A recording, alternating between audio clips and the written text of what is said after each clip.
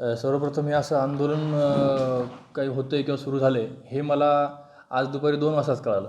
मी जिल्हाधिकारी ऑफिसमधून मीटिंगमधून बाहेर होतो तेव्हा मला म्हणजे पत्रकारांच्या न्यूजमार्फत कळालं. बेसिकली काय झालं होतं, 26 तारखेला एक तक्रार आली होती माझ्याकडे. त्याच्यापूर्वी पण एक आली होती, पण 26 तारखेची तक्रार जी जरा गंभीर होती. त्या अनुषंगानं मग मी लोखंडे मॅडम आणि अंकुशे हे जे 2 कर्मचारी यांची एक समिती लगेच गठीत केली आणि त्यांच्यासोबत मी सुद्धा कार्यालयात गेलो आणि ज्या फाईल्स आहेत त्यांची बघितलं. त्याच्यामध्ये तक्रारीच्या अनुषंगानं असं आहे की ग्रीन झोन असतानासुद्धा तिथे NA लेआउट केलेले आहेत. त्यानंतर NA लेआउट करताना ॲम्युनिटी स्पेस हा सोडलेला नाही, तो ॲम्युनिटी स्पेस ग्रॅब केलेला आहे आणि लेआउट मंजूर केलेले आहेत. त्याशिवाय ज्या गावामध्ये तहसीलदारला लेआउट मंजूर करण्याचे अधिकार नाहीत, 5,000पेक्षा जास्त लोकसंख्या असलेल्या गावात कमी लोकसंख्या असलेल्या गावामध्ये तहसीलदार लेआउट टाकू शकतात. त्या गावामध्ये सुद्धा, ज्या गावाची लोकसंख्या 5,000पेक्षा खूप जास्त आहे, त्या गावामध्ये सुद्धा तहसीलदारांनी लेआउट हे मंजूर केलेले आहेत.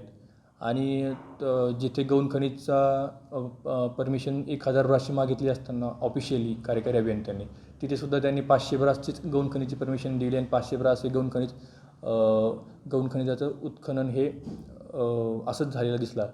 अशा ज्या तक्रारी होत्या त्या अनुषंगाने मी एक 5-5:30 वाजता कार्यालयात गेलो.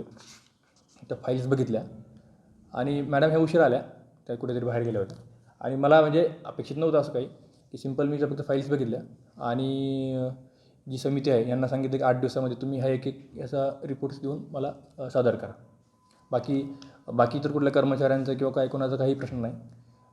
ज्या NAच्या ज्या फाईल्स आहेत त्या कर्मचाऱ्याकडून डायरेक्ट तहसीलदारकडे येतात. बाकी प्रत्येक फाईल ही कर्मचारी, नायब तहसीलदार आणि तहसीलदारांकडे येते. हाही संशयास्पद मला तो मुद्दा वाटला. त्याच्यामुळे मग मी ही चौकशी समिती स्थापन केली. चौकशी समितीचा अहवाल आल्यानंतर मग मी त्यांना पुन्हा बाजू मांडायची संधी दिली आणि मग त्यानुसार पुढील कारवाईसाठी तो अहवाल वरिष्ठांकडे पाठवण्यात येईल.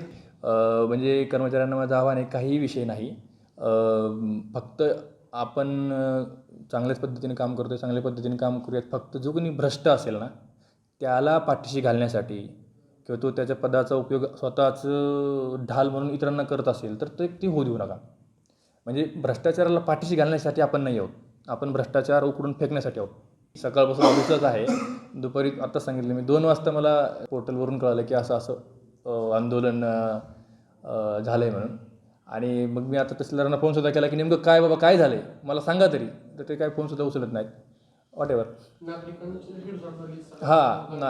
सर्व कर्मचाऱ्यांना माझी सूचना आहे, विनंती आहे की नागरिकांची हेळसांड होईल असं काही करू नका.